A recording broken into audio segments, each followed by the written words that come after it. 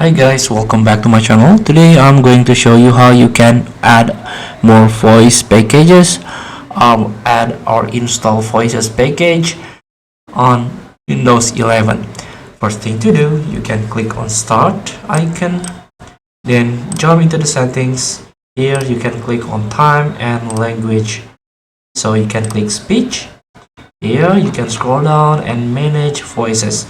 Here if you click on add voices button, you can select language below to install all the voices for that language. You can view which voices are available in each package online.